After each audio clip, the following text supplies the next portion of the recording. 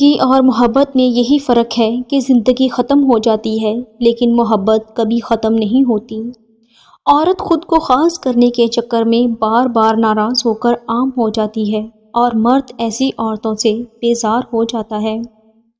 شادی سے پہلے محبت نہیں وہم ہوتا ہے، کیونکہ قرآن کہتا ہے کہ ہم نے نکاح کے ذریعے تمہارے دلوں میں محبت پیدا کر دی۔ سفر کرو اور کسی کو نہ بتاؤ، محبت کی کہانی جیو، خوش رہو اور کسی کو نہ بتاؤ، کیونکہ لوگ خوبصورت چیزوں کو برباد کر دیتے ہیں۔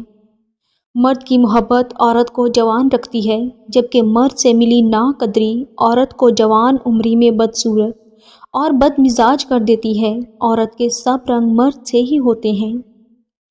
محبت میں آپ یہ خواہش نہ رکھیں کہ وہ صرف میرا ہو جائے، کیونکہ یہ تو آپ کے اختیار میں ہی نہیں، مگر آپ صرف اس کے ہو جائیں، اس پہ آپ کا پورا اختیار ہے۔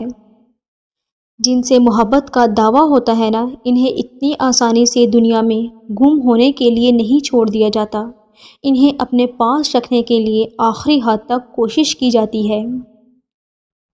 محبت پہلی، دوسری، تیسری نہیں ہوتی، محبت تو وہ ہوتی ہے جس کے بعد محبت نہ ہو۔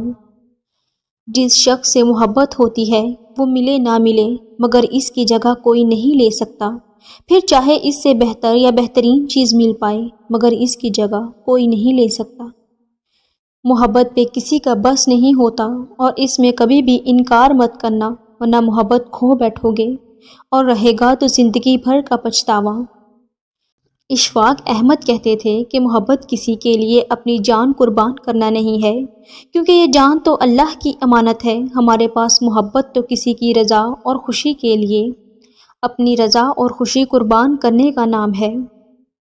محبت خوبصورتی کو تو نہیں کہتے، عربی لغت میں تو محبت کہتے ہیں کسی ایک شخص کا کسی دوسرے کی نظر میں خوبصورت لگنا، اتنا خوبصورت کہ وہ دل میں سما جائے۔ اس دنیا میں اکیلا رہنا ہی اچھا ہے، کیونکہ لوگ اپنا بنانے کے بعد بہت تکلیف دیتے ہیں۔ لوگوں کے ساتھ ان کے کردار کے مطابق نہیں، بلکہ اپنی تربیت کے مطابق رویہ اختیار کیجیے۔ اللہ کو بہت پسند ہے جب تم دنیا سے نہیں اس سے مانگتے ہو، جب تم بے بسی کا رونا کائنات کے سامنے نہیں اس کے سامنے روتے ہو، جب تم سب ختم ہو جانے کے بعد بھی اس یقین کے ساتھ دعا کرتے ہو کہ اس کے سوا کوئی نہیں، تمہیں کچھ نہیں دے سکتا۔ دنیا میں اچھے لوگوں کی کمی ہے، اگر کوئی نہ ملے تو خود بن جائیں، تاکہ کسی کی تلاش تو مکمل ہو۔ عزت کے بغیر رشتے ٹوٹ جاتے ہیں، ہم سب مختلف ہیں، اور اگر کوئی آپ کے اختلافات کو اہمیت نہیں دے سکتا اور آپ کی اقتدار اور عقائد کا احترام نہیں کر سکتا، تو وہ آپ کی زندگی میں پہلے صف کی نشست کے مستحق نہیں ہے۔ جب کبھی تمہیں لگے کہ تم بہت تھک چکے ہو اور دعا بھی نہیں مانگ سکتے، تو خالی ہاتھ پھیلا دیا کرو، اور تمہارے پھیلے ہوئے ہاتھ اس بات کی گواہی ہوں گے کہ تم رب کائنات کے محتاج ہو، اور میرا رب خاموشیوں کو بھی سنتا ہے۔ کوشش کرو جس چیز کے لیے تم خود ترس رہے ہو، کوئی دوسرا آپ کی وجہ سے نہ ترسے، پھر چاہے وہ رشتے ہو، خوشیاں ہوں یا سکون ہو۔ آہستہ آہستہ انسان دوسروں کو قائل کرنا چھوڑ دیتا ہے، اسے سمجھ آ جاتی ہے کہ کس کی کتنی پرواہ کرنی ہے، کس سے کتنی امید رکھنی ہے اور کس سے کتنا فاصلہ رکھنا ہے۔ زندگی سب سکھا دیتی ہے۔